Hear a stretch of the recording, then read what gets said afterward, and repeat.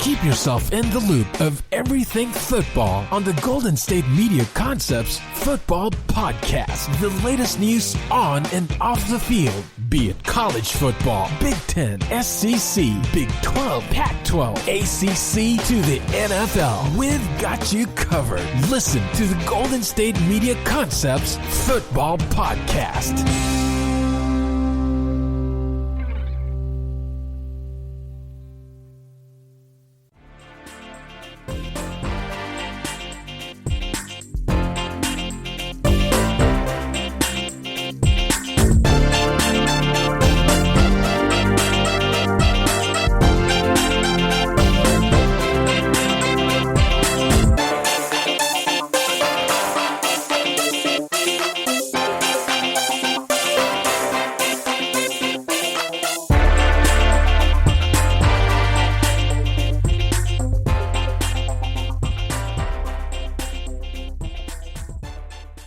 Thank you for tuning into the GSMC Football Podcast, brought to you by the GSMC Podcast Network. I'm your host, Kendrick. Hello, everybody. I hope you're having a fantastic day. A couple podcasts ago, I really praised the NFL teams, NFL players, for taking COVID seriously. The fact that there were no positive tests coming out, there were a few false positive tests that came out, but all in all, nobody legitimately tested positive for COVID. Until Tuesday morning, when a statement was released, a joint statement between the Vikings and the Titans, and I'll read a little bit of it here. They said, on Tuesday morning, the Titans' COVID testing results returned 3 new player positives and 5 new personnel positives. The Titans will suspend in-person club activity starting today. Likewise, the Vikings, who played the Titans on Sunday, will also suspend in-person club activities. And basically, at the moment now, it just comes down to how are they going to handle this leading into next week's games? The Titans, they play the Steelers. This is going to be a big game. Both these teams are undefeated. There's those who believe the Titans should be able to win the game because they've had the tougher of the schedule so far. They face the tougher of the teams, whereas the Steelers have kind of had a cakewalk so far. But nonetheless, they're both undefeated. And there's those who say that the game could just be canceled. Those who believe that the Titans should be forced to forfeit for even having positive COVID tests. Because what does that mean? That means somewhere along the line, someone got lackadaisical with it, somebody didn't wear a mask, someone wasn't washing their hands, they got together or whatever, maybe they went out somewhere, who knows? I don't know all the details of it, but the point is, 3 other players test positive. Those players played on Sunday, so then it's who could they have possibly given it to? Now, the likelihood of these guys ending up in the hospital isn't great. Right? These are athletes, these are professional athletes. It has shown to affect them the least out of everybody. I'm sure these guys will be fine. The problem just becomes who else have they come into contact with. So I don't know how it's going to be handled. I hope everyone is okay. I hope no one else gets infected. And I do hope that they can play their next game. I don't know how they're going to work it. I don't know if they'll be able to test negative forward in time, but we will wait and we will see. But nonetheless, I guess that is the first COVID outbreak we have had in the NFL, and it's revolving around just Tennessee, the Vikings at the moment. At least from what I've seen, there are no positive tests or anything like that. I'm sure they're going to test their guys here eventually to make sure that they are all clean. But this is just that thing, wash your hands. Be vigilant and don't let your guard down. Things are not normal. I know that some people, they want to continue to go about things as if they're normal and they want to be able to not wear the mask and just be able to touch everything and anything. But that's not the world that we live in right now. That's not the world we live in. So I hope everyone is okay. I hope football can resume. I hope this doesn't start some massive outbreak. It is only week 3. I hope that everyone is okay in the very end. But we got some stuff to talk about today. I want to talk about the Cowboys. I want to talk about some Monday Night Football, Mahomes and Lamar. I want to talk about 2 teams that I believe could be in the running for a new quarterback, and which team I believe should actually should be more inclined to look for a new quarterback in this upcoming NFL draft. And then we're going to get into my top 10 teams through week 3. I'm finally going to do a top 10 list, so I look forward to doing that. But anyways, let's go ahead and get this started with America's team. So the Cowboys, they faced the Seahawks and it was a shootout, and ultimately the Seahawks ended up winning it. Russell Wilson has looked incredible. He is by far and away the NFL MVP. The storyline, everything, the fact that the Seahawks are letting him cook. You've seen the defense. The Seahawks defense has allowed the most passing yards through 3 weeks in NFL history, and it's not even close. It is ridiculous what he has had to elevate. He has had to elevate his defense. He has had to elevate his receivers, elevate his offensive line, elevate everything. For the years and years and years, he's been elevating his head coach. And now finally we see, he's finally getting the proper credit for what he's done. And it was no different against the Cowboys. They're up early. The Cowboys, they kick the field goal, then the Seahawks go get a touchdown. They should have had another touchdown, but DK Metcalf decided to pull Deshaun Jackson and celebrate before he even got into the end zone. I don't think he will ever do that again. But then it was a shootout. The Seahawks, they extend their lead. Then the Cowboys came back. And then ultimately, you give the ball to Russell Wilson with 2 minutes left in the game. And they drive down the field. And they score, they get the game-winning touchdown. Now, when it comes to the Cowboys, this team is just fascinating to me.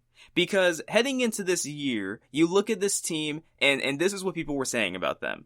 Okay, they got a new head coach. They got Mike McCarthy. They got rid of old 8-8 Jason Garrett. They got rid of him. This is a new head coach. He spent his time away from football, the year away from football, really looking at himself, analyzing the game, looking at the analytics of it. He's a new and improved Mike McCarthy. Oh, they're keeping Kellen Moore. Okay, so the system's going to be the same. So Dak Prescott won't have this learning curve, especially with COVID and the limited practices. He won't have this learning curve to do. The offense should be able to just flow.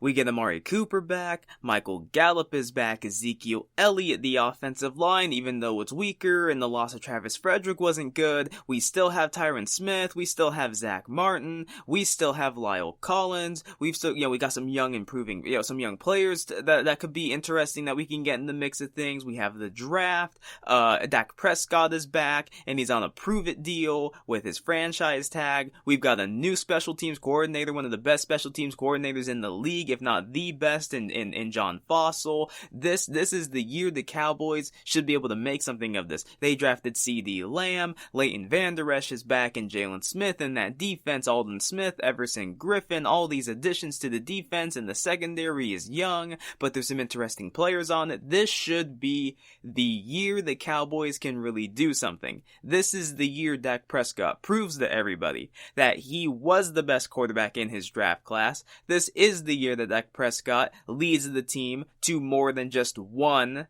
playoff victory. This is the year the Cowboys make a deep run. Maybe they even make the Super Bowl.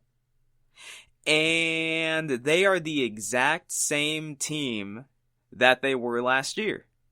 And what were the Cowboys last year? They were a team that had an outstanding offense on paper. They were the number one offense on paper. And once again this year, just look at Dak Prescott. He currently leads the league in passing yards. He currently leads the league in attempts. He leads the league in completions. His QBR is an 86.8. That right now, if the season was to end, would be his career high. Dak Prescott, by all accounts, is the same exact dude that he was last year. This team, it's battling some more injuries. The offensive line isn't as good. Vander Esch is gone again. Sean Lee, he's out. DeMarcus Lawrence is kind of once again, he's still a good football player, but he's not getting to the quarterback. I don't think he has any quarterback hits even on the year, which is terrible if you're getting paid $20 million a year as an edge rusher. This team is the same exact thing it was last year. And it especially shows when it comes to just how their games have gone. What have the Cowboys done in their first 3 games? They fall behind. In the first half, their offense looks kind of pedestrian. They're able to put together a drive or two to get down the field and get a touchdown or a field goal. But they fall behind, and then in the second half, they throw it and throw it and throw it, and Dak racks up all the passing yards, and that's why he has 450, 470 passing yards at the end of the game. But it comes with an L. because for whatever reason, this team in the first half just seemed to get in their own way. And Jerry Jones, he talked about it on his radio show, and he said exactly that. He said he feels like his team gets in their own way. And I would tend to agree with that. I don't know what it is. It feels like in the second half, as soon as they fall behind, Dak Prescott or the offense, whatever it is, it feels like they tend to let it rip more. Now, let me be very clear about Mike McCarthy. Mike McCarthy, some of his coaching decisions have made no sense. When he chooses to go for it on fourth down, at times, just doesn't make any sense. His clock management, not using his timeouts, he had a chance, if he used his timeouts for the Cowboys, I think at the end of the first half against the Seahawks, he realistically could have saved himself about a minute on the clock to have a chance to drive down the field and get some points. He didn't use any of his timeouts. And Mike McCarthy has come out and he's acknowledged, he's like, yeah, no, looking back on it, I probably should have done that. Wasn't Mike McCarthy supposed to be some massive upgrade over Jason Garrett? How big of an upgrade has he been? If Jason Garrett was the head coach right now, would this team be any worse than they are? Like I said, right now the Cowboys, in my mind, they realistically are 0-3. Right now they're 0-3. And they're a nightmare. And this is Dak Prescott's worst nightmare. Because once again, he's showing what Jerry Jones and Stephen Jones didn't like last year. Which was that, Dak, for all the numbers you're putting up, you're not giving us any wins. You're not, this isn't turning into 10 wins, 11 wins, 12 wins. This is just turning into just stat padding. All your numbers, yeah, you almost threw 5,000 yards, and you threw over 30 touchdowns, and you were incredible, and your QBR was great, and your wins above replacement was great, but it garnered us 8-8. And the Cowboys, once again, look like the same team. They fall behind in the first half, and then in the second half, Dak throws it and throws it and throws it. And I don't want to hear any of these stats. People, they always like to bring up stats like, well, when Ezekiel Elliott has 25 plus carries, the Cowboys are blah, blah, blah. You know, when Derrick Henry has 100 yards, the Titans are undefeated. It is, can I just explain why that is the case? When you're giving the running back the ball 25 times, it's typically because you're in the lead and you're either trying to keep the other offense off the field, you're playing ball control, or it's because the other team's rushing defense is just god-awful, and you're just able to run on them. Just because you hand the ball to the running back 25 times does not automatically mean you're winning the game. There have been plenty times where Seattle has ran the ball north of 25 times, and it's just infuriating to watch, because they're not going anywhere. So I don't want to hear any of that. I think in the first half, they still do tend to run away from Zeke. Zeke had like 12 targets against Seattle in the passing game. Not carries, in the passing game. Those pass attempts, those catches you're trying to get Zeke should be rush attempts. If anything, they should be rush attempts. What we have clearly seen is that when the Cowboys go pass first, they're not a great team. Now, if I had to break up the league into like a half and half, and I had to say, which half of there's half of the league that's bad, there's half of the league that's good, which half are the Cowboys on, I would say they are more likely on the good side, but they're on the lower half of the good side. Like, they're on their way to being bad. Because right now, I just think this team is average. When the team went Zeke first, for the first 3 years of the Cowboys, when they were Zeke first, for the most part, they were the best they were. As soon as they went so heavy on Dak throwing the ball, and they're giving the ball to Ezekiel Elliott anywhere from like 15 to 20 times a game, they're just not good. And I know that when it comes to the analytics of the sport, it doesn't really make sense anymore. It just doesn't. Teams like the Titans, with how much they run the football and just how much they tend to pound it with Derrick Henry, even when they don't seem to get much yardage, they still win. And I know that doesn't make any sense. But when it comes to the Cowboys, this is another team where when they seem to run the football with Ezekiel Elliott more, they just play better. But they abandon the run so early, and they put the ball in Dak's hands so early and so often, and I don't quite know why. And I get, as your quarterback gets better, you want them to have the ball more. You don't just want to keep handing the ball off when they don't need to. When you have a Russell Wilson, a Patrick Mahomes, and Aaron Rodgers, you do not need to run the football, on 45% of your plays. You don't need to consistently hand the ball off and get your running back 25 carries, 20 carries, because your quarterback is that dude. Maybe Dak just isn't that dude yet. There's a great chance he could be. He could not be that dude yet. Baker Mayfield, they play the Browns next. Baker Mayfield, at this stage of his career, is a guy who needs to hand the ball off and play action off of it. That is what Baker is so far. He could one day turn into a guy where you can have him control the offense, he'll throw it, and he'll be accurate, and he'll make the plays that you need him to make, and then you occasionally run off of that. That he could eventually turn into that. But at this stage of his career, Baker Mayfield is not that guy. He needs to hand the ball off to Chubb and to Kareem Hunt and play action off of it. That is how he right now is going to have his most success. That could be the same deal with Dak Prescott. You might need to go back to how you played your offense at the beginning of his career, the first 3 years of his career. And I get the offensive line isn't the same. They're mix-matching people. I mean, they had Zach Martin playing right tackle. Lyle Collins is out. Obviously Travis Frederick is out. The other guys are just kind of going in and out of the lineup. They're mix-matching everything. So I get it. The offensive line right now might not be made best for it. But that is when Mike McCarthy needs to get into his bag with Kellen Moore, and they need to come up with some more plays to help Dak Prescott. Because I do not believe they can continuously throw it the way that they do and win games. Because it hasn't worked.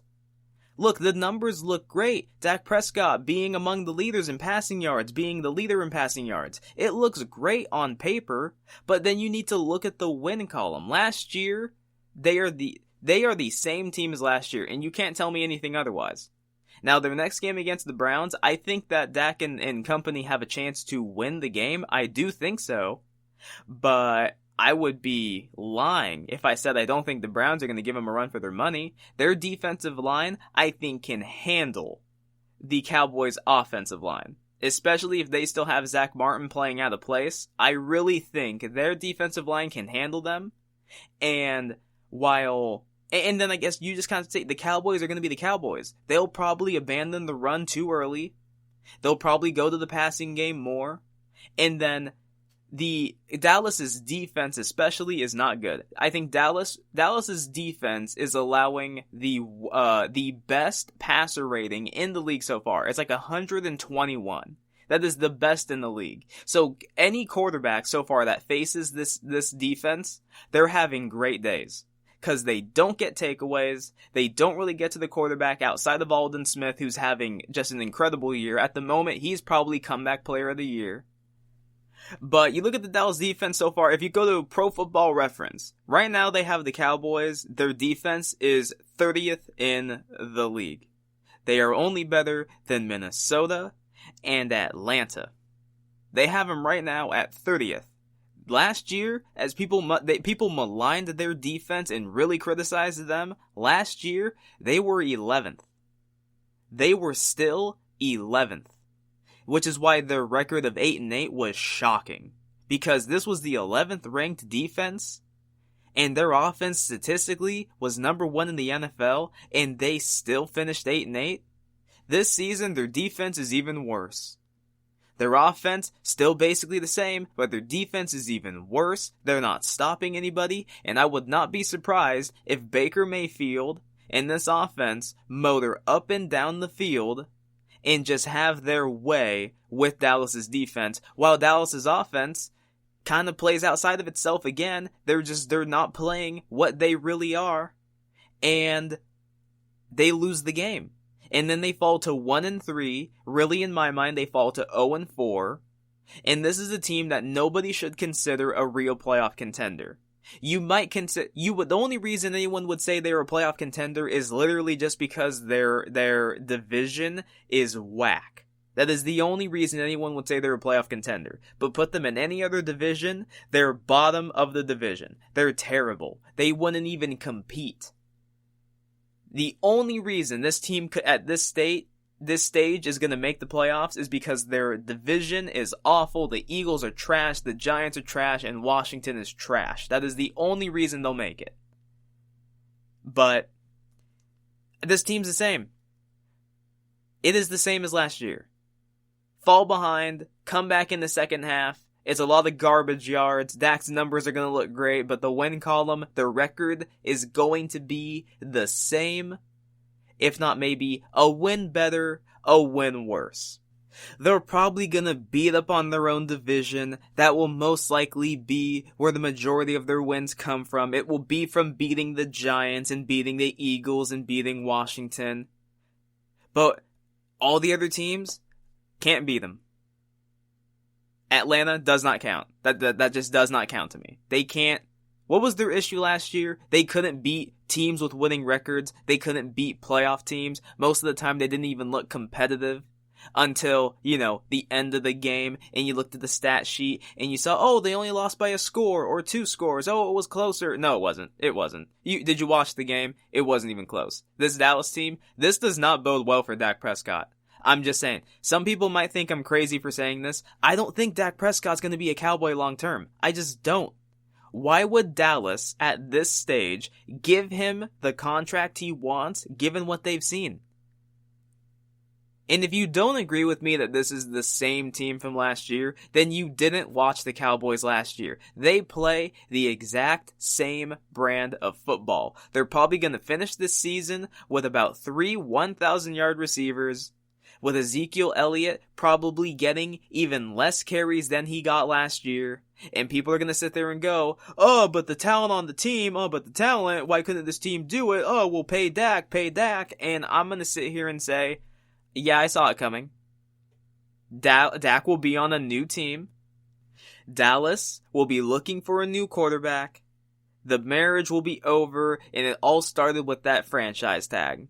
That franchise tag, as soon as they placed that on Dak Prescott, I think they immediately fried their relationship. And then contract talks this coming off season, if this season continues the way it is for Dallas, will not go well. They will be more of the same, except I think they will be even shorter, and it will just simply end with Dallas either franchise tagging Dak to then trade him, or they're going to just let him walk.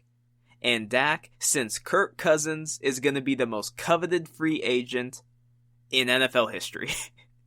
I mean, really. Oh, God. It was a great game, though. Great game. Very, very close. I thought it was a lot closer than it should have been. Again, DK Metcalf. Ooh, my gosh. Russell Wilson. I don't think I've ever seen Russell Wilson really get angry. And I would like to see what his encounter with DK Metcalf really looked like. I know that reports said that that Russell went over to DK and told him to just never do that again. I'm sure that DK will never ever make that mistake again in his career because that was very, very bad. Anyways, coming up next, we're going to talk some Mahomes, Lamar, some takeaways I have from the game. That coming up next. Are you looking for help for your fantasy football team? Check out the GSMC Fantasy Football Podcast. Get today's best advice on who to start, who to sit, even who you should draft. From sleeper picks to red-hot lineups, they got it all covered for you. That's gsmcpodcast.com/fantasy-football-podcast. We'll cover traditional leagues, dynasty, PPR, even IDP leagues. When you need fantasy help, there's just one show to hit up. Don't forget to like them on Facebook and follow them on Twitter. Visit gsmcpodcast.com for more info.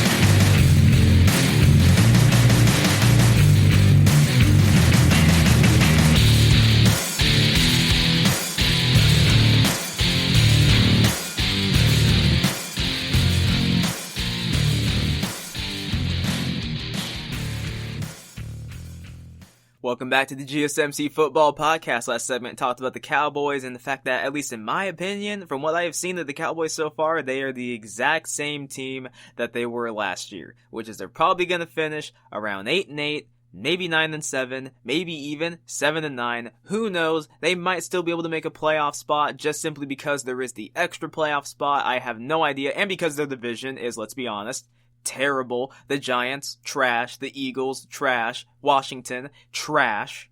They'll probably beat up on their division. That will be where the majority of their wins come from. And if anyone else wants to pull a Falcon, then hey, by all means, go ahead. I think their next game against the Browns is not just going to be a cakewalk. I think the Browns have a real chance to win it because of the way they play offense and because their defense is also garbage, ranked 30th in the NFL by Pro Football Reference.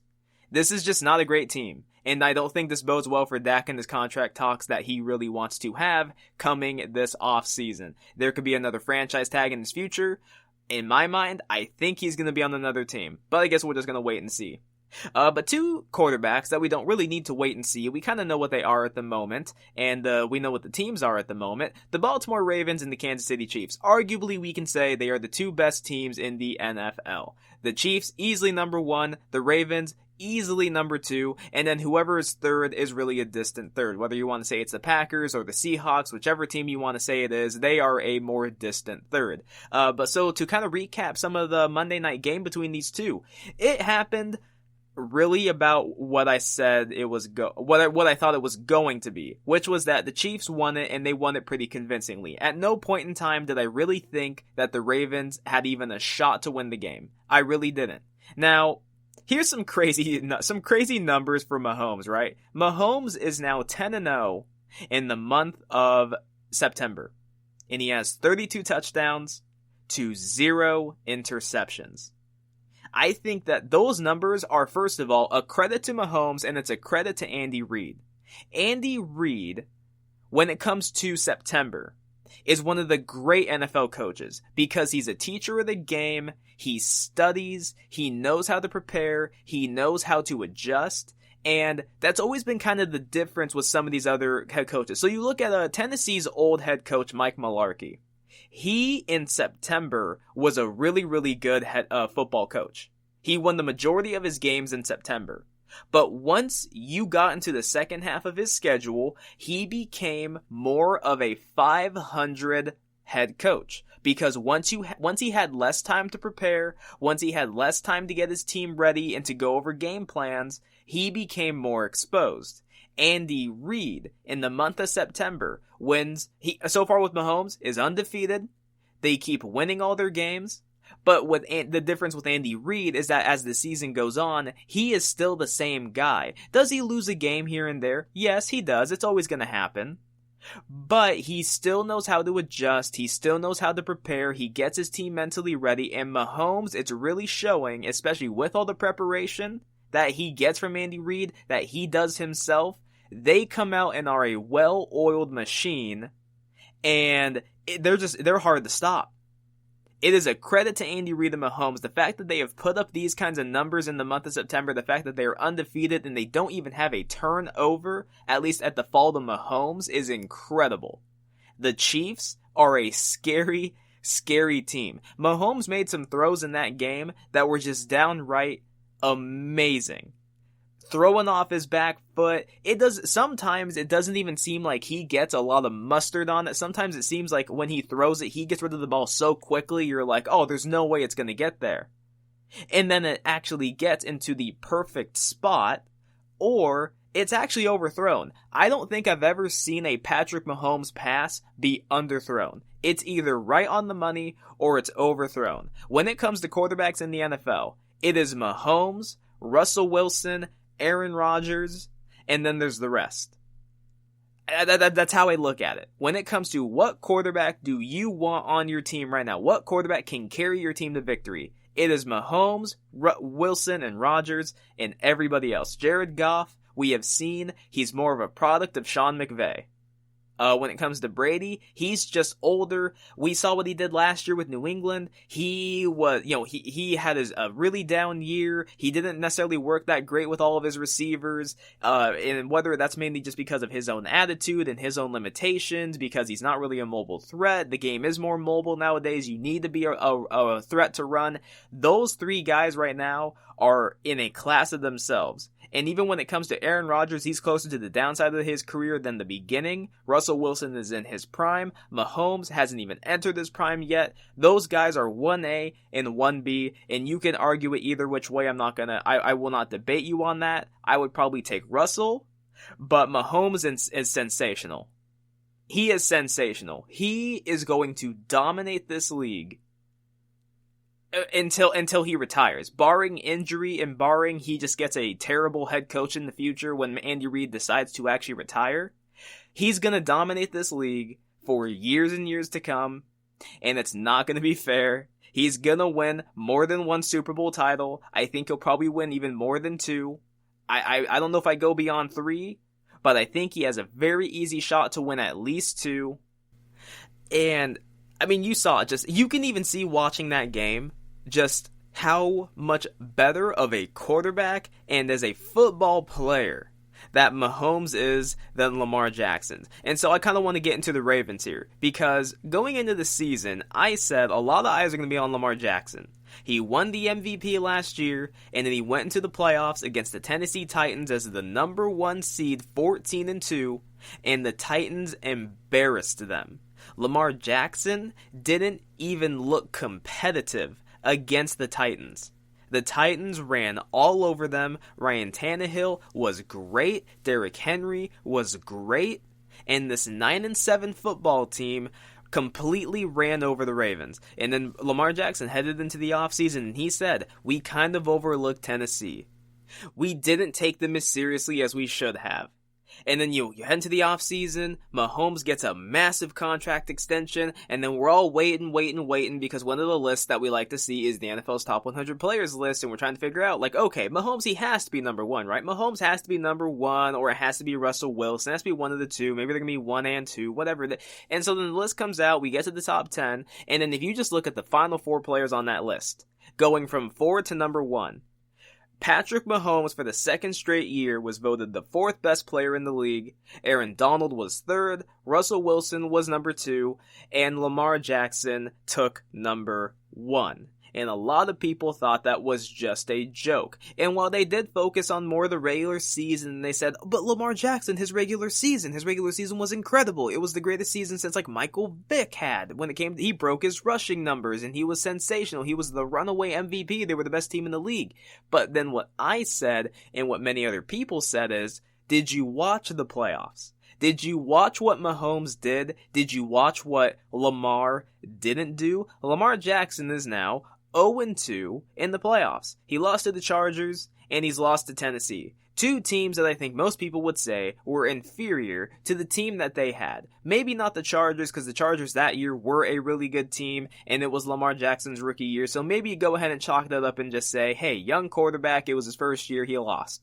Well, in the second year, he was the runaway MVP. He was unanimous. And he got ran over by the Titans. And I said heading into this season, Lamar Jackson has some questions to answer. If he has another season like he did last year, okay, that's cool, but then what happens in the playoffs? Can he actually win a playoff game? Because so far, what we have seen in his first 2 playoff games, it's not just that he lost. It's that he didn't even look competitive in either one. Both teams completely got him out of his game. And I don't believe it's all his fault. I believe there's also some fault that has to do with the coaching staff. And I'm going to get into that a little bit. So against the Chiefs, I saw this interesting stat.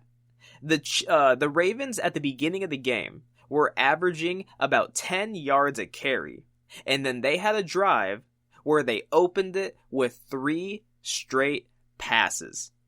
They didn't run the football one time. They opened it with 3 straight passes, and they punted the football.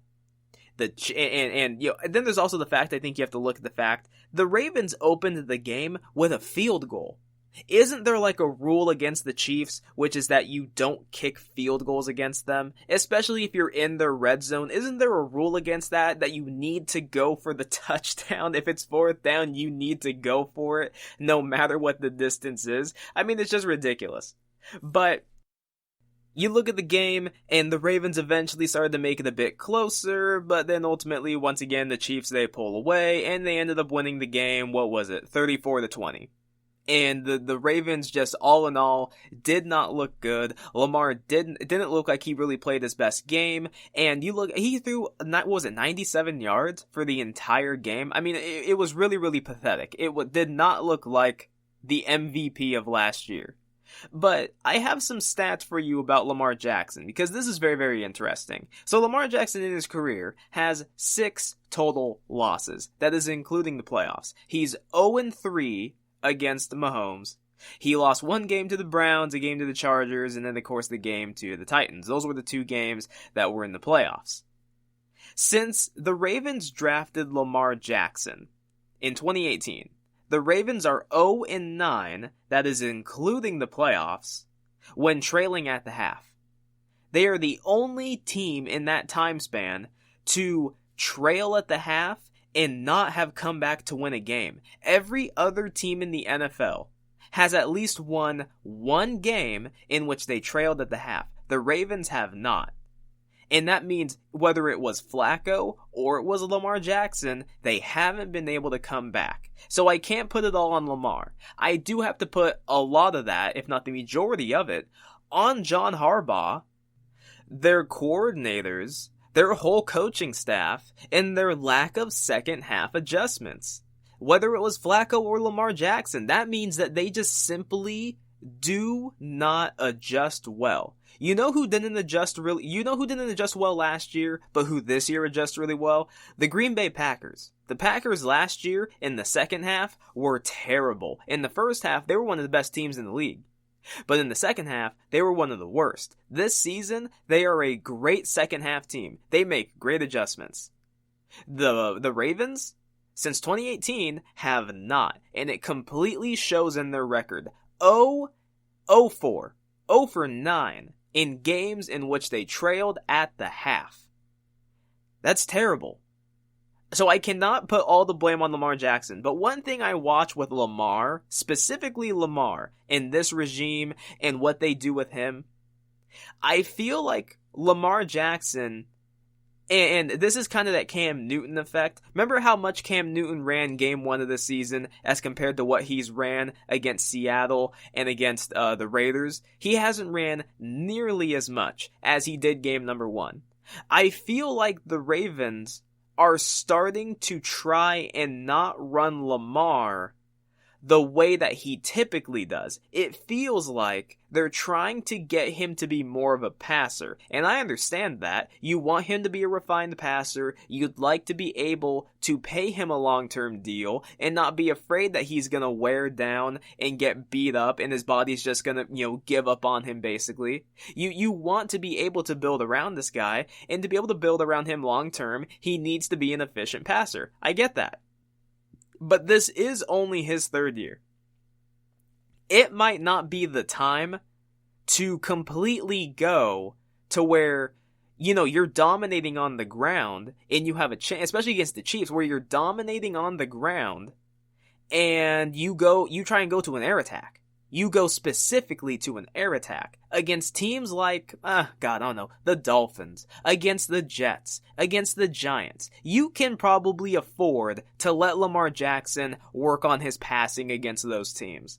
But against a team like, I would say the Browns, but week 1 wasn't a great showing. But against teams like the Chiefs, or against the Seahawks, against the Patriots, against those kinds of teams, the Packers, the Niners, it might not be the best option to have Lamar Jackson work on his passing against those teams. If you're really trying to win the game, you might just have to go to what Lamar Jackson does best, which is he runs the football. And what the Ravens do best, which is run the football. You need to have Lamar Jackson play his game. But it feels, even when they fall behind, I get it. In most situations, for most teams, when you fall behind, the best way to come back is to throw the football. I don't agree with that for Lamar Jackson. I feel like if he falls behind, the best way for you to still get back into the game is if you run the football.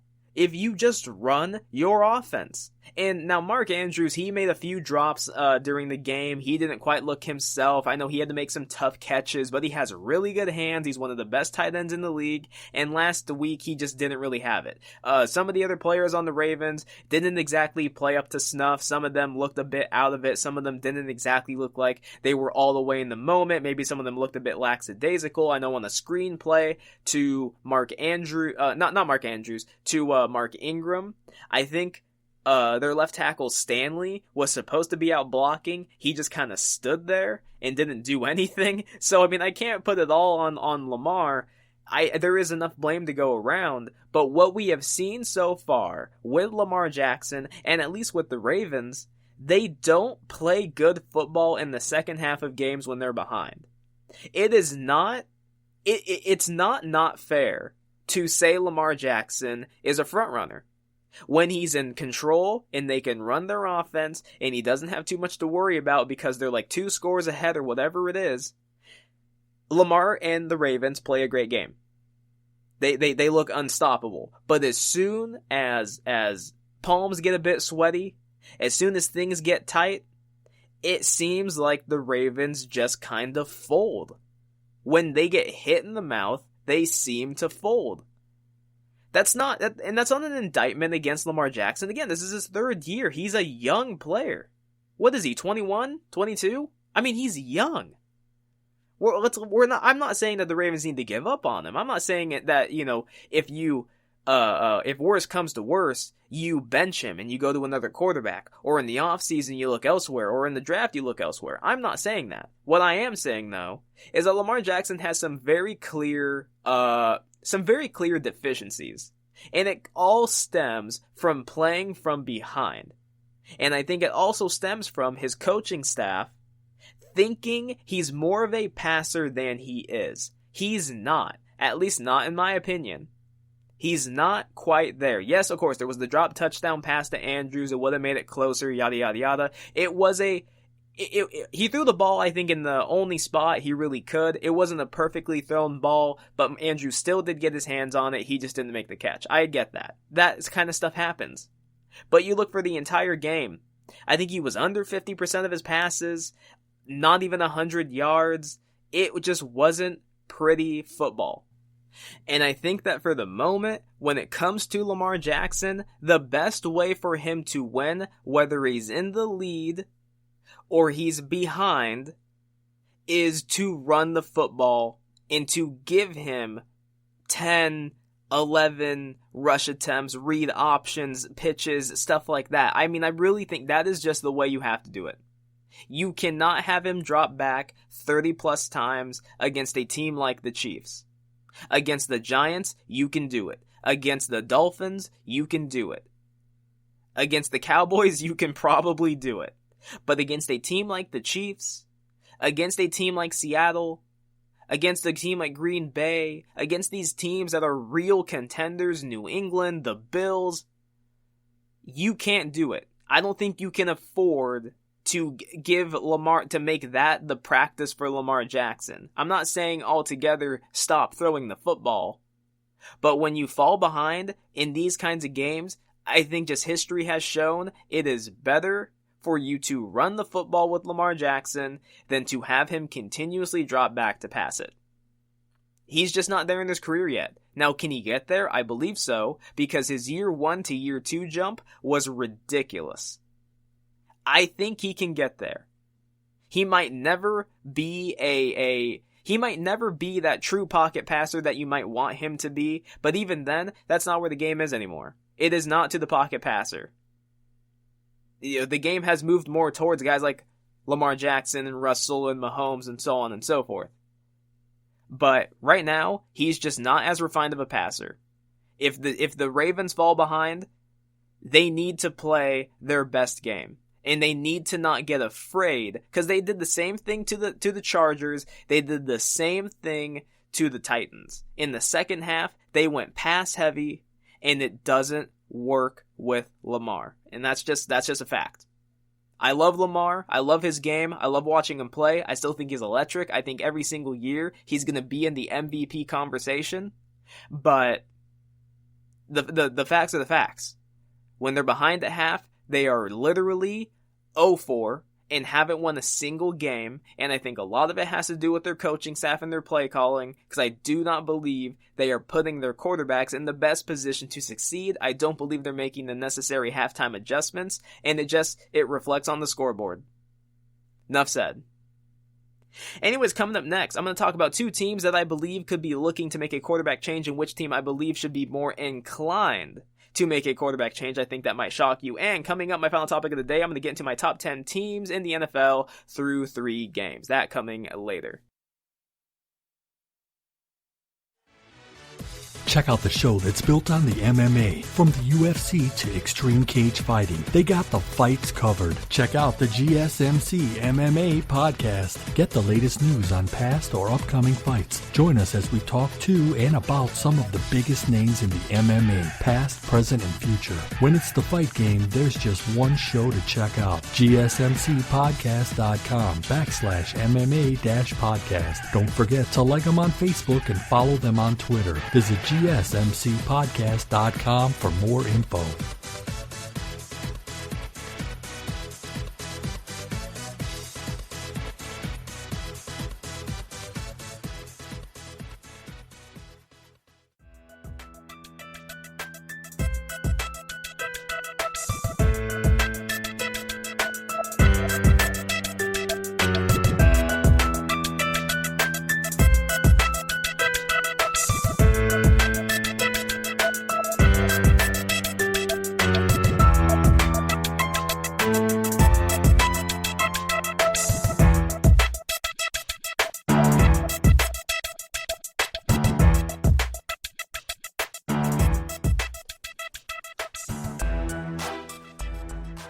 Welcome back to the GSMC Football Podcast. Last segment we talked about Mahomes and Lamar, the fact that Lamar has yet to beat Mahomes, and apparently Lamar has kind of shown, I guess the book out on him is, if he is behind at halftime, you can beat him. Because for whatever reason, the Ravens and Lamar, but more specifically the Ravens, are not good trailing teams. For whatever reason, if they trail at halftime, they are literally 0 for 9 since they drafted Lamar Jackson. And keep in mind, Lamar Jackson did not start his entire rookie year. So that was even with Flacco. For whatever reasons, the Ravens do not make the proper halftime adjustments. They come out, and even if they are still able to put up points or whatever it is, I've never necessarily seen them get shut out in the second half. But for whatever reason, they can't seem to actually come back to win it. And I think it's because they continue to try and throw the football with Lamar, because the traditional way to catch up is to throw the football. And Lamar Jackson, though all the praise and how much better he has gotten as a passer, he is not a Russell Wilson, a Mahomes, a Rodgers, a Brady. He is not that when it comes to throwing the football. He is still a bit raw. He still does need some work. I believe he can get better. Look at the improvement Josh Allen has made. Now, Josh Allen, in the long run, he might just be a better thrower of the football than Lamar Jackson. He just might be more accurate than him in the long run. But at the moment, I think the way that Baltimore needs to do it, they need to be the team in the NFL where even if they're down or they're leading, they need to run the football to make sure they can either keep the lead or get the lead back. I don't think at the moment Lamar Jackson's at the place in his career where he can throw it to come back. That's just my opinion though. But anyways, let's go on and get into this. So, speaking of quarterbacks, there's 2 teams in the NFL that I believe are going to finish most likely 1 and 2 when it comes to the picks in the draft. And I think they both reside in New York. I think it's going to be the Jets, and it's going to be the Giants. Now, my reason for the Jets is pretty self-explanatory. They have Sam Darnold, and that's it. Who are his receivers? His receiving core is all banged up. Jamison Crowder, who's their best receiver, at the moment he's injured. They went into the game, they went into their last game with like Chris Hogan and Braxton Berrios. I mean, some guys I've never even heard of.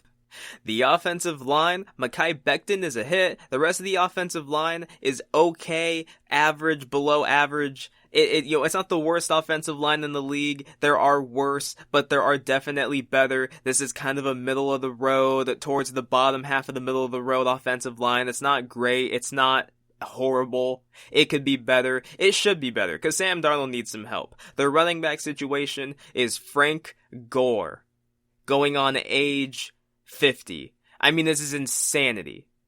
Frank Gore is going to be the first NFL player to play with his damn son in the NFL. It is insane. His son's in college, and Frank Gore is still playing, and he's on pace right now for, I think, 200 plus carries on the year at his age, which is just not good. Le'Veon Bell hurt. Obviously, C.J. Mosley on defense, gone. Jamal Adams, gone. They traded away Leonard Williams a season ago. Their defense in general is just not good. It's Marcus May, Avery Williamson, and a bunch of guys. And I think in their next upcoming game, their game tonight against Denver, I think this is going to be the make or break game. This really is. This is going to be the make or break game.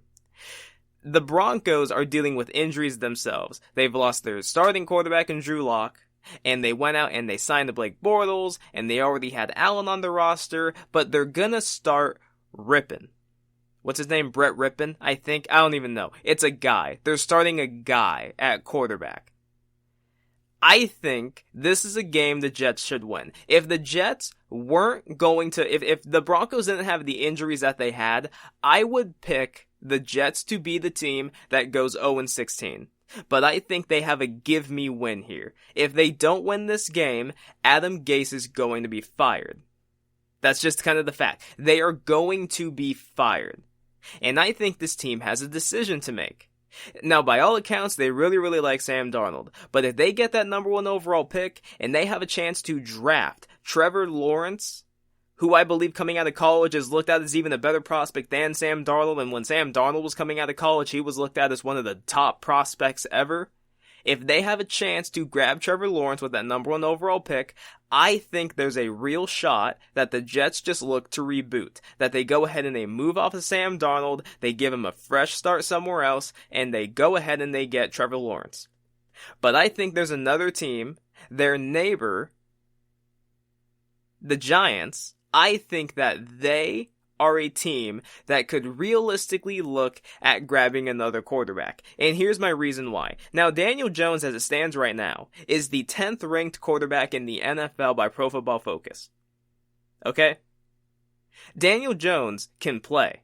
He is showing he can play. Even though he didn't have the pieces at Duke to really succeed, even though his stats didn't exactly jump out the roof and he wasn't one of the top all that stuff, he can play. He played in a pro-style system over there. He learned under Cutcliffe, who obviously taught the Mannings and everything.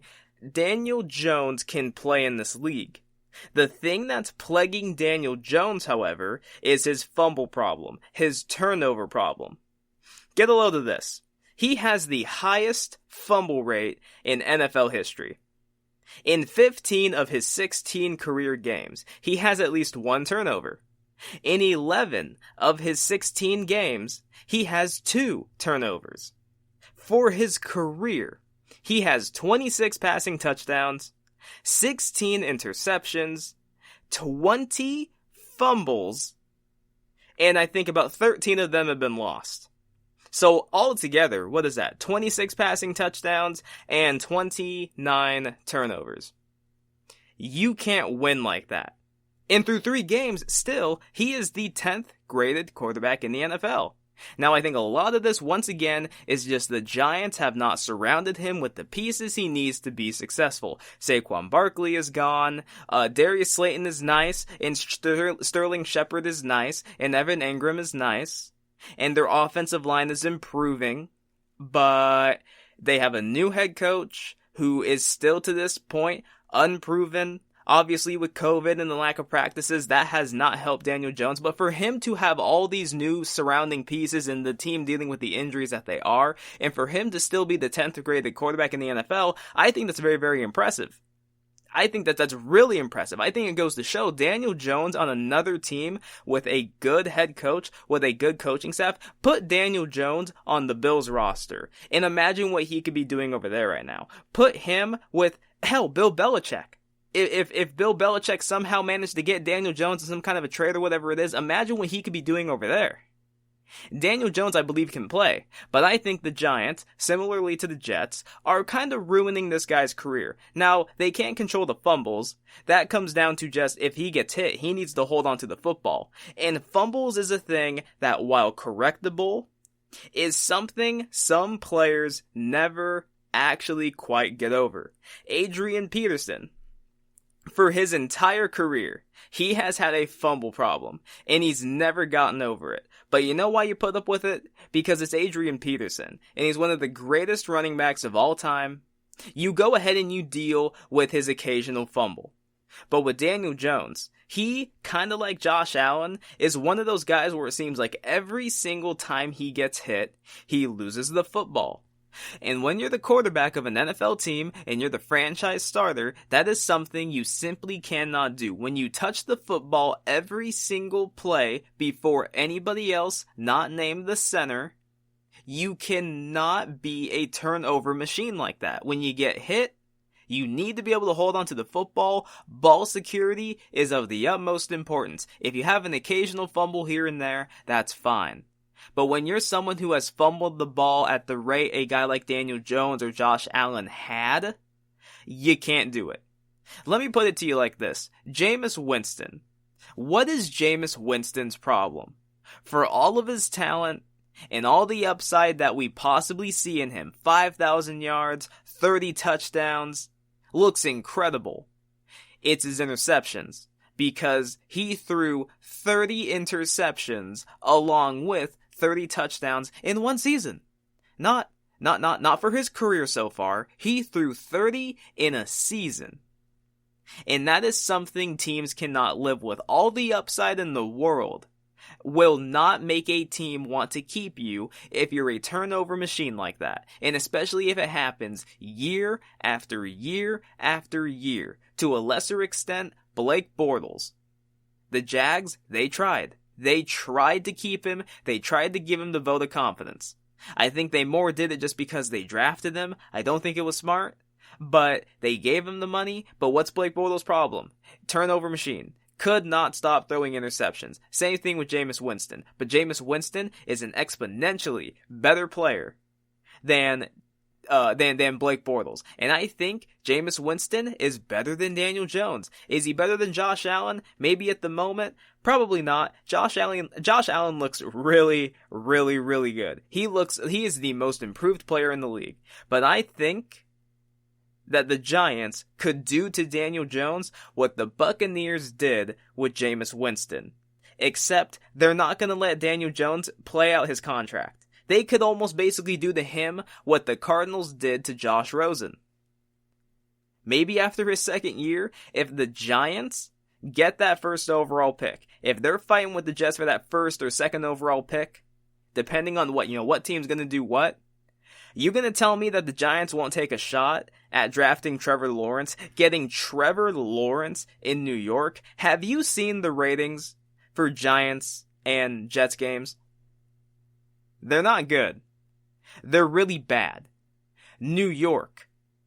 They're one of the biggest sports cities in the world, and they are sick and tired of all of their teams, really, except for the Yankees. They're tired of the Knicks, they're tired of the Jets, and they're tired of the Giants. It's the Bills who are the team now in New York. They're the team now that looks like they have all the future. You're gonna tell me they get Trevor Lawrence, those ratings aren't gonna immediately go right back up? Sometimes, as an NFL team, you need to just simply own up to the fact you made a mistake. Don't double down on it. Don't triple down on it. And for the love of God, don't quadruple down on it, like the Bears did with Trubisky. Sometimes when you make a mistake, you need to just say, we whiffed. We messed up. It was a waste of a draft pick. We messed up. And you move off of the player. The Bears, that's what they did finally with Trubisky. They tried to start him as long as they could, and they finally said, we're done. When it comes to the Cardinals, as cruel as it might be that they moved off of Josh Rosen as soon as they did, and they went ahead and they just traded them away to Miami, another really bad team, as messed up as it is, they did something that many other teams do not have the guts to do, which is they just said, even if we don't think it was fair, right? Josh Rosen, he didn't have much to work with, really. How do we really know what he could have been? But you look at Kyler Murray right now, he obviously just had a stinker of a game against Detroit, but other than that, we know what Kyler Murray could turn into. They looked at it and they simply said, we made a mistake. We have this pick. We have a chance to get Kyler Murray. We're going to take it. Daniel Jones or Trevor Lawrence? Sam Darnold or Trevor Lawrence? Now, I think the thing with Sam Darnold and the Jets is that they like him, they see the upside in Darnold, they know what he could turn into, they know what he did last year. Even though his numbers have never necessarily looked impressive, they know the kind of playmaker he is, they know he's mobile enough, he has a strong arm, he's a leader, he says all the right things. They want to try and build around him. So I think they're probably going to try and do that. Am I sold that they're going to do it? No, but I would lean what they're probably going to try and build around Sam Darnold. They're going to try and at least give him a shot outside of Adam Gase to be successful.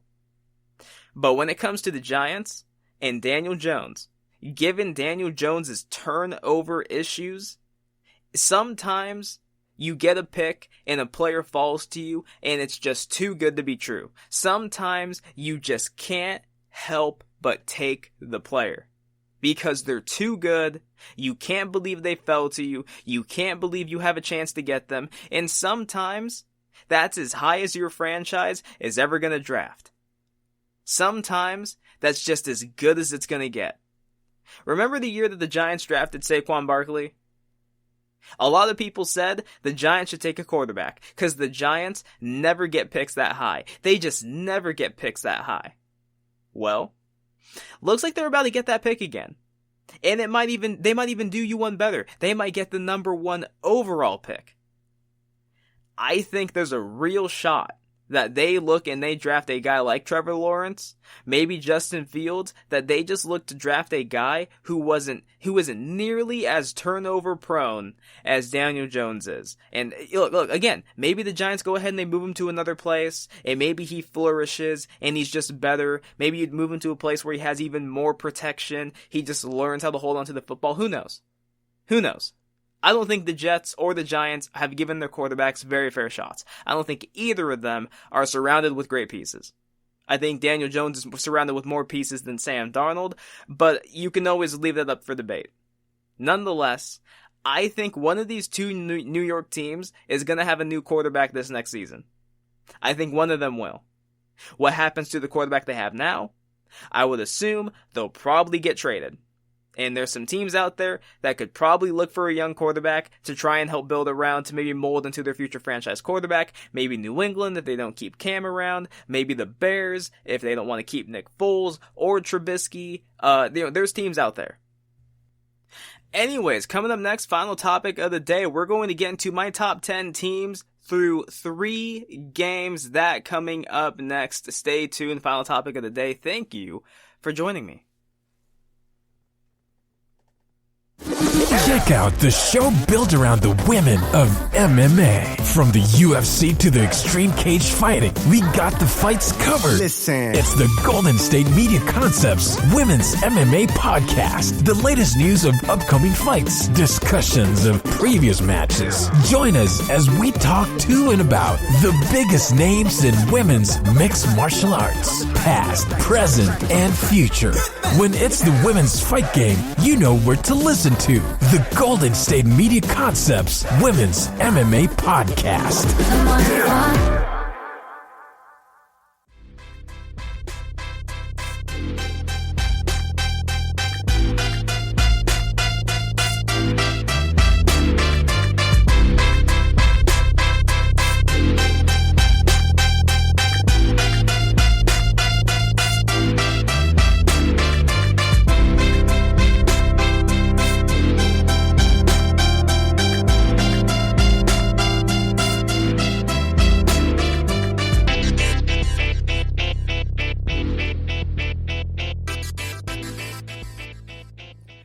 Welcome back to the GSMC Football Podcast. Last segment talked about the Giants and the Jets and how I believe that while there's a lot of people out there who think the Jets are kind of going to be the front-running team for Trevor Lawrence, it seems like they're going to be the team who gets the number one overall pick because they are just god-awful.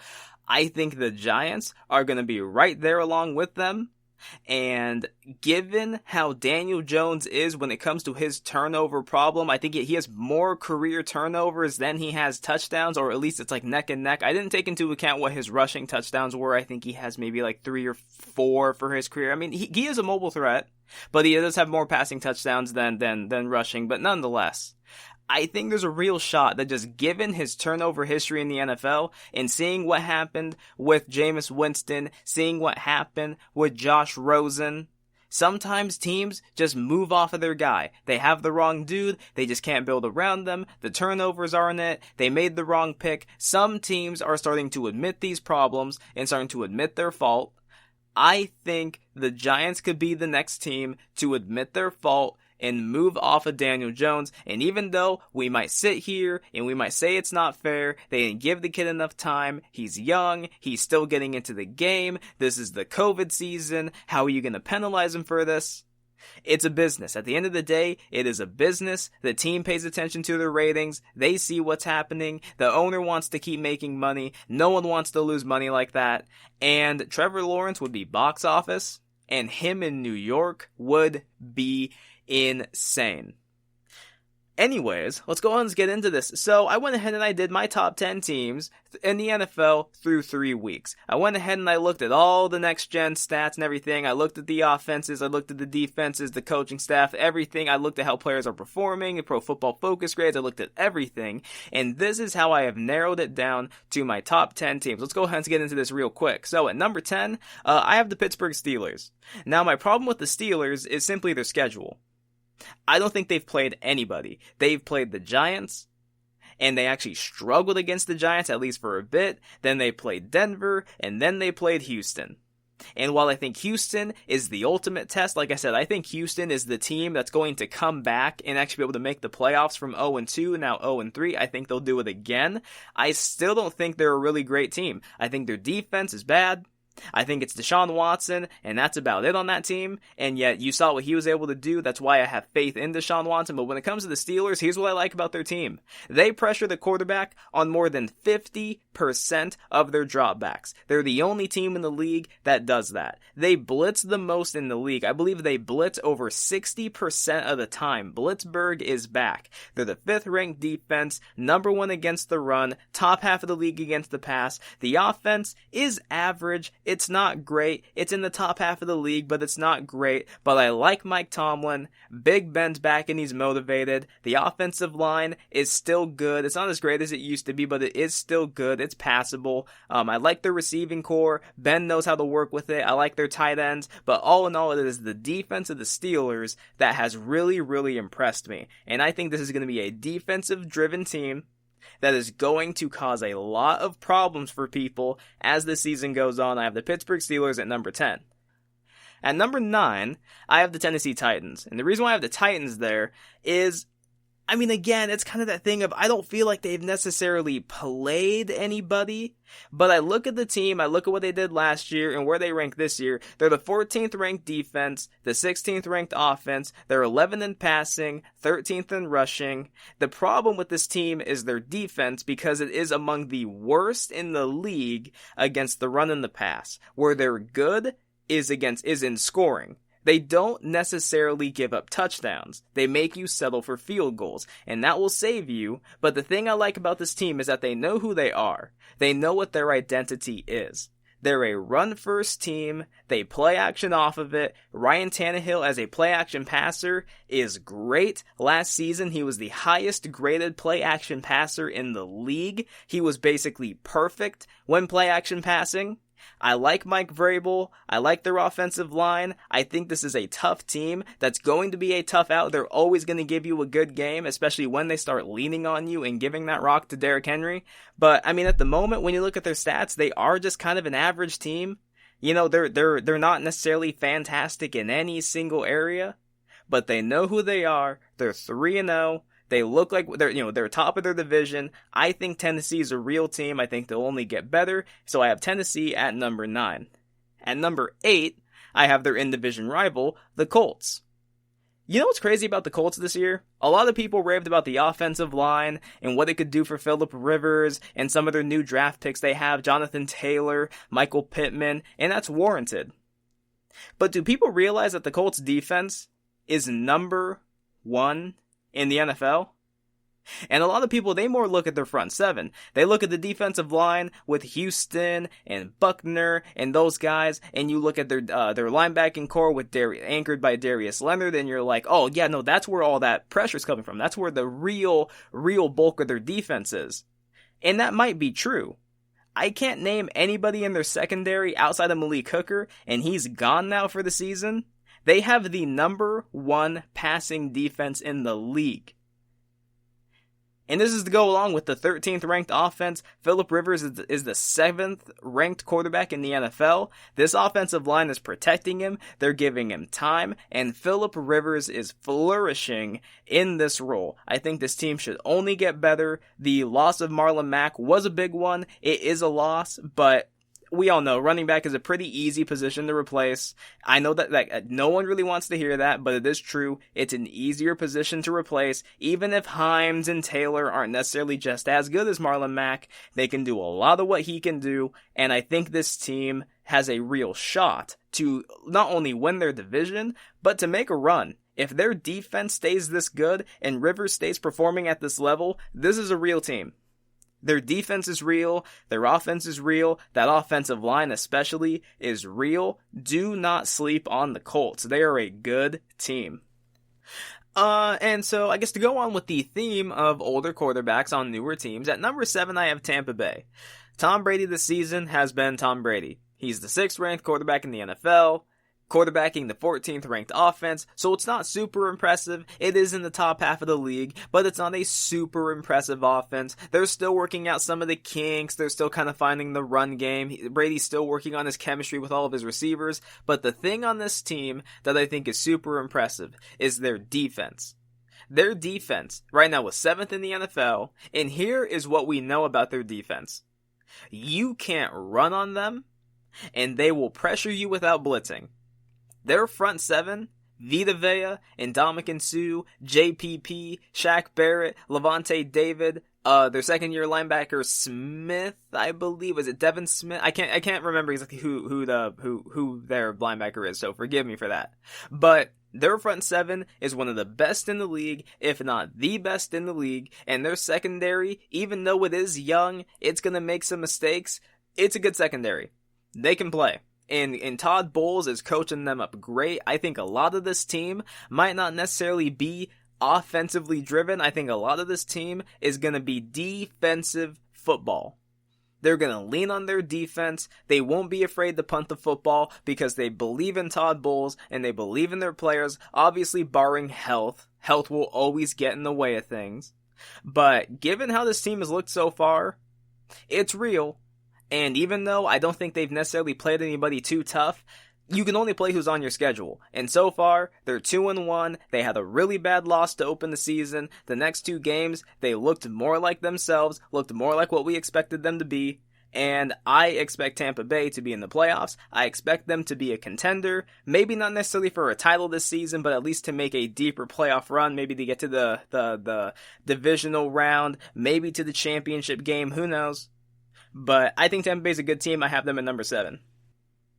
At number 6, I have the Buffalo Bills. Now, the Buffalo Bills, the reason why I have them at number 6 is, I love the team. I love what Josh Allen is doing. Right now, he's a top 10 quarterback. His grade is in the 80s. That is something I never thought I would ever see. Josh Allen looks outstanding this year, and he had his best performance of the year against a defense in the Rams that was allowing the worst passer rating in the league. So even though the Rams defense, you don't necessarily look at any players on their team outside of Aaron Donald and Jalen Ramsey is super special and everything, they play well. and they take the ball away, and they made quarterbacks look bad. And Josh Allen carved them up for 5 total touchdowns and a win. They're 3-0, and here's the thing. They not only have the 3rd ranked offense in the league, their offense is 3rd in scoring. In their defense, this is the part of their team everyone thought was going to be the strength. Their defense is ranked 16th in the league.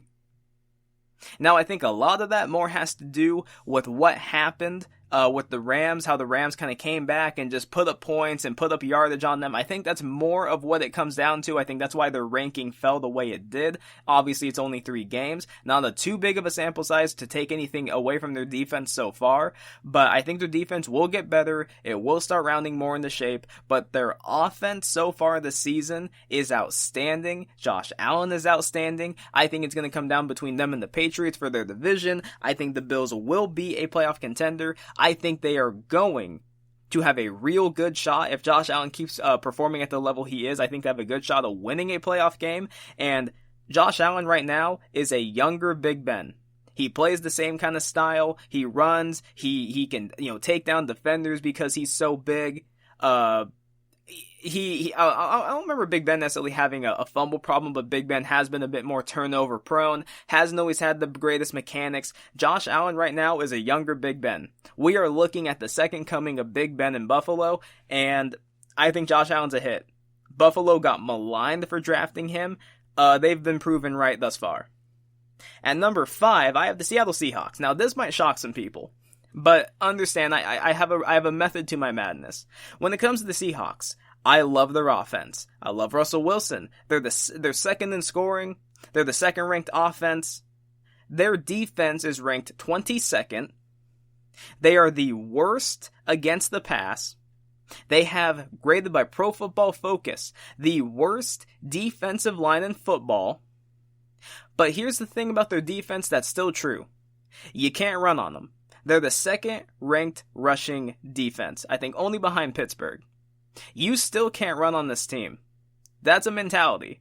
Seattle, Pete Carroll, Russell Wilson, Bobby Wagner, KJ Wright, Jamal Adams, they have dogs on this team. They have championship pedigree. This team is going to be in every single game. They're letting Russell Wilson cook. They're 3-0. Russell Wilson right now is the front runner for the MVP. I have Seattle as a top 5 team. I think the thing that's going to hold this team back is simply that their defense is so bad. Their defense is so bad. It is such a disappointment. I expected this secondary with Jamal Adams and Diggs and Shaquille and Dunbar. I expected it to be so much better. It is just not good. It's not nearly as good as I thought it would be. Maybe they can round more into shape. Maybe they'll get healthier. Guys will play better. I have no idea. But I think that is the thing that would hold this team back. So I have them as a top 5 team, but I have them at number 5, simply because I do not like the way their defense is playing. But I love Russell Wilson. He's carrying this team. He's the only reason they're 3-0. Any other quarterback on this team, I don't think would have them at 3-0. And he's going to be the MVP. He is the MVP of the league. At number 4, I have the Packers. Aaron Rodgers is on fire, and he's the highest rated quarterback in the NFL. Now again, kind of like with Seattle, the thing I don't like about the team, they're the 21st ranked defense. But they're the number 1 offense in the league. They're the highest scoring offense. They're the only team averaging 40 points a game. And Aaron Rodgers looks as good as he ever has. They have a run game. His receivers, you might not know all of their names outside of Devontae Adams, but Lazard and Scantling, they're guys they can play. They can play. And they've got running backs that can play. Their offensive line is outstanding. Even with new pieces on it, they are still great. Even with the loss of Bulaga, Bakhtiari is still the best tackle in football. Their defense, I would assume, is going to round a bit more into shape. The guys are still there. Zadarius Smith, Preston Smith, Kenny Clark. Those guys are still there. Their secondary is good. Jair Alexander is a superstar corner. You might not know his name. Get familiar with it. He's a good corner. I think the Packers are going to be a contender in the NFC. And I would not be surprised. If they keep playing like this, I would not be surprised if they made the Super Bowl. I think there's a great chance the NFC Championship game comes down between the Packers and the Seahawks. And wouldn't that be a rematch for the ages, right? At number 3, I have the New England Patriots. Now, this might shock some people, and I'm not gonna lie, it kind of shocks me. The New England Patriots, though, are just... This is Bill Belichick. The reason this team, and the reason why I thought this team would not be terrible this year, is because of the respect I have for Bill Belichick and what he has done as a head coach. Look at the Patriots this year. They're the 12th ranked offense and the 11th ranked defense. Given all of their losses, all of the players that opted out, all of the players that left in free agency, and they are still top half of the league in every single category. And Chase Winovich, by the way, is one of the best pass rushers in the NFL this season when it comes to his win rate. They do have a pass rush. When it comes to their coverage, their secondary is still there. And their team, they dominate in the run game. I think they're the number 1 rushing offense. They dominate on the ground. Cam Newton plays a complementary football to it. They are going to play a ball control offense, kind of like they did last year with Tom Brady. But the threat of this team is Cam Newton. That is the difference. Because even though he's not necessarily the passer that Tom Brady is, and he will never be the passer Tom Brady is, he has a thing Tom Brady never even dreamed about having, and that is mobility that is second to none. There's only two quarterbacks in the NFL more mobile than Cam Newton, Lamar Jackson, and Kyler Murray. Other than that, you take your pick. Is it Cam Newton, Russell Wilson? Those guys are up next. Aaron Rodgers. This team is dangerous. There's a lot of teams out there who I think would be afraid to play the Patriots simply because as soon as their offense leaves the field, and if their offense didn't score, that Patriots offense is going to eat like 8 minutes off the clock. They're going to drive down the field, get a touchdown. Their defense is going to smother you again. And they're going to go right back down the field again with their run game. This is a scary team. Even though Cam Newton every week might not put up the best of numbers, he has bought into the Patriot way. He loves the team. He loves the system. He loves the guys. He works great with them. They have this way of playing that I thought they would do, but it's working better than I thought it ever would. It's fantastic. The way that they're playing, this is a sustainable way of playing. Have Cam Newton maybe run it like 6-7 times a game. If it really calls for it, you have him run more. But then it's short passes to the running back, to Julian Edelman, to N'Keal Harry, some read options, run the football, play good defense. That is Bill Belichick's team right now. The Patriots, really, you look at this team, they're a receiver, like a deep threat away. They need at least one deep threat. They're about one deep threat away from being a real threat. I don't think Odell Beckham's on the trade market. I don't necessarily know if there is a deep threat on the trade market. Maybe like John Ross, if they want to take a flyer on him. I think the Bengals are kind of done with John Ross. You could maybe take a flyer on him, see if it works. I don't know if there's necessarily another guy out there. Maybe Antonio Brown, if you want to try and grab him at the, what was he? He's supposed to miss the first 8 games of the season anyways. And after the 8-week mark is when teams could actually sign him and bring him in. Maybe the Patriots will do it. Who knows? I think they just need one deep threat, and this is a team that can seriously contend. Because right now their offense is limited, and against some of the better rushing defenses like the Bucs, they could cause problems for them. But all in all, this is a great team, and kudos to Bill Belichick on what he's put together. At number 2, I have the Ravens. Now, look, don't let the loss to the Chiefs make you forget what Lamar Jackson has done. In the regular season, Lamar Jackson is 21-1 against all teams not named the Chiefs, okay? And his other 2 losses are just in the playoffs, okay? Lamar's good. The Ravens are good. They're the 5th ranked offense, around with the 3rd ranked defense. They average 30 points a game.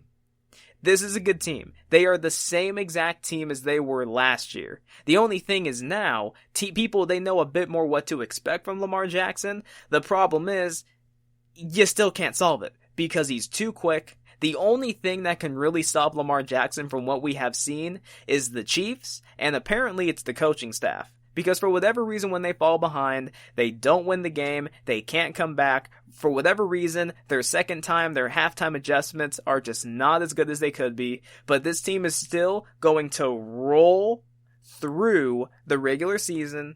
They're going to be one of the top teams in wins. They'll probably still be a 13, 14 win team. Maybe 12 wins, who knows, things can always happen. But they're still going to be like the first or second, well, I guess actually no, I guess it's only the first seed really at this point. But I think they'll still finish with like the second best record in the AFC. They'll be a contender for the Super Bowl. They're a good team. The problem is their kryptonite is the best quarterback in the NFL, and I guess that's kind of what leads me to the number one place. I have the Chiefs. For no other reason than the roster is intact. Mahomes is still there. Andy Reid is still there. I know what I'm going to get from the surrounding cast every single game. I know that he's going to find literally anybody, whether it's Eric Fisher, the left tackle, or the fullback, Travis Kelce, Tyreek Hill, McCole Hardman. The team is dealing with a few injuries on defense. I think their cornerback Snead broke his collarbone, so I don't know how long he's going to be out. But the defense is in the top 10. The offense is, of course, one of the top in the league. Mahomes is the third highest graded quarterback in the NFL. I mean, until someone dethrones the Chiefs, until they don't look like the Chiefs anymore, they're the best in the league. They're the number one team. I have them at number one. I don't think there's really any debate. I don't think I really need to say anything more. The Chiefs are the Chiefs. They're all together. They are the best team in the league until I see someone basically prove otherwise. So to go ahead and recap the list, starting from 10 to number 1, Steelers, Titans, Colts, Buccaneers, Bills, Seahawks, Packers, Patriots, Ravens, and the Chiefs. That is my top 10. So for the game tonight, I'm not sure what to expect. I would assume the game's going to be a little bit more competitive than the Ravens-Chiefs game. I would assume it's probably going to be closer in score. Maybe it could be a shootout. Maybe both teams will just be so bad when it comes to defensively that the game will be a shootout. Who knows? I think there's going to be a lot of turnovers in this game. At the end of it, I gotta say, I think the Jets are going to win it. But if they don't win it, Adam Gase is cooked. There's no way he will be the head coach of this team if they lose to Ripon. No way. No way in hell. Anyways, thank you for tuning into the GSMC Football Podcast, brought to you by the GSMC Podcast Network. I would like to ask you, please remember to subscribe to the show and write a nice review. That really helps us out. I stumbled a lot right there. Also, if you can, please follow us on Facebook, Twitter, and Instagram. Thank you. And have a good night. You've been listening to the Golden State Media Concepts Football Podcast, part of the Golden State Media Concepts Podcast Network. You can find this show and others like it at www.gsmcpodcast.com. Download our podcast on iTunes, Stitcher, SoundCloud, and Google Play. Just type in GSMC to find all the shows from the Golden State Media Concepts Podcast Network, from movies to music, from sports to entertainment, and even weird news. You can also follow us on Twitter and on Facebook. Thank you, and we hope you have enjoyed today's program.